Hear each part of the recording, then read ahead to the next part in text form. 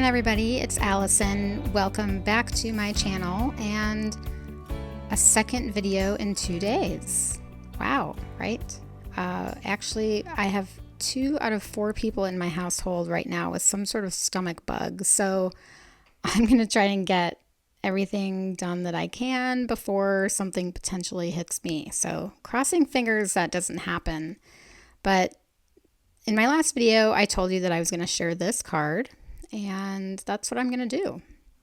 So these are from the Bayfair Collection from Spellbinders. This is the new Floral Spray Die Set. It is a gorgeous set. And these are the nested postage labels and tag set. And that pink guy in the middle, I guess that's the tag. It looks like a little ticket to me, which is cool. And I love the 2 little pieces that create what looks like an actual little stamp. And then of course there is the paper pad on the left that I showed in my last video. I'll have a link to that video in case you missed it.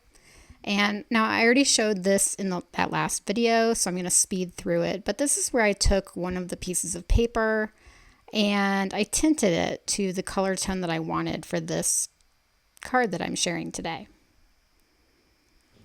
So there you see that piece on the left and the white panels on top.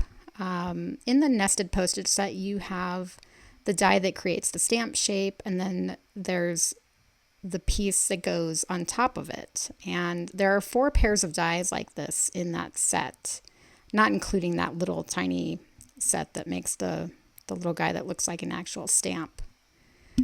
So I've already cut some pieces of colored cardstock with that floral spray set, and now I'm just going to do some simple ink blending.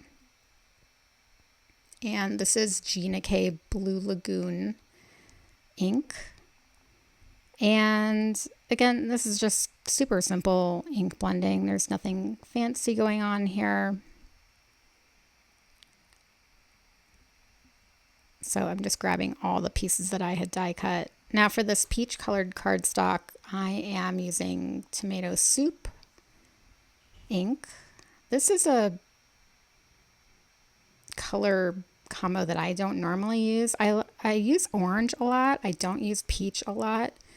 So this color combo was a little new to me, and I'm going to admit I wasn't completely comfortable with it. I do love it in the end, but this was outside of my box, which I think is important to do. Try to pick colors that you don't normally use. And there's, lots of color inspiration online that you can use, or a lot of people have those color cubes. Now the blue that I had used, it was just a little too bright. So I'm bringing in this Pinkfresh Storm color, and it's going to tone it down and bring in a little bit more true blue color to these leaves. And so I'm happier with how that looks. All right, so these are the Propagation Garden Sentiments stamp set. And I'm going to pick that Thinking of You. And at this point, this was just an estimate of the final design, but I put all the flowers in there so that I could get an idea of where I wanted to stamp. And then once I had it stamped, it would hopefully help me figure out the final design of the flowers. So I'm using Uncharted Mariner Distress Oxide to stamp with, and I am going to heat emboss with this. Now, if you don't have many colored embossing powders, that's okay. Just grab some colored pigment ink. Distress Oxides are great for embossing with. You just use clear embossing powder, which is what I'm doing right here. And just heating it up with my heat gun, and there we go. So now I'm going to keep it real here.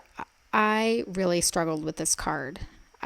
Don't get me wrong, I love the card in the end, but sometimes I get in my head too much when I'm working on floral arrangements, and it was just a bit of a struggle to get to the final result.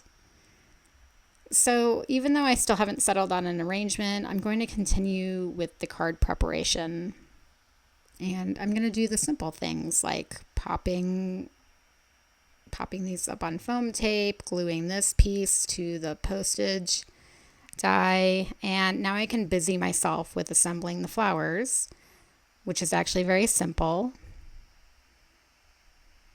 And by the way, there were several floral shapes in that set that I haven't used yet. It's really a versatile set. It kind of reminds me of the Be Bold blooms or bold blooms. I can't remember exactly what it's called, but it's a very popular floral set, and I think this is going to be very similar to that. So now I'm back to arranging, and there's still a few flowers that I'm going to assemble, and nothing is glued on my panel yet. I always like to figure out the arrangement first, and then I start gluing from the bottom up. But again, this was taking me a while to come up with the final arrangement, but here we go. This is the first thing I'm gluing down. Everything else is loose at this point. And now I'm coming in with that Pinkfresh Storm ink again because the leaves were still looking a bit too bright to me. So it's a good thing I hadn't committed to gluing anything down yet, because I was able to just pull those leaves off and give them a little bit more of this color. All right, so here we are. I woke up the next morning and decided I needed to cut another flower stem and add another little sprig of little flowers on the left side, and now I really love it. So if you're ever struggling, just take a step back. Go do laundry, go out to dinner, go to bed. Sometimes a fresh set of eyes is all you need, and that's really what I needed here. I just needed to step away, and now I love it. All right, so I'm going to share a quick look at this card that I made for my friend's son. He is going on an amazing trip this summer, and yes, I'm super jealous, but I made him a card anyway. You've seen me use this paper a few times now. It's from Paper Rose, and it's sold on the Spellbinders website. And this card is a similar idea to the cards that I recently made using the Waffle Flower Postage Collage Collection and pattern paper. And really what I want to show you on this card is the partial die cutting that I did. And I'm using my new Spellbinders Guillotine paper trimmer here. And I was just cutting out those little pieces into individual images. And now this piece is 6 by 6, so I'm just shifting it over 2 inches so I can get a 2-inch piece to put into my new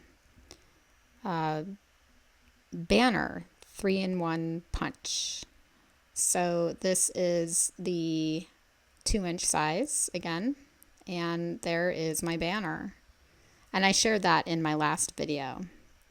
Now I have one of my images that I had cut out. You saw me cutting that on my trimmer, and I had grabbed one of the postage dies from this nested postage set, and this is the closest size that I can find in that set to what I need. So here's where the partial die cutting comes in.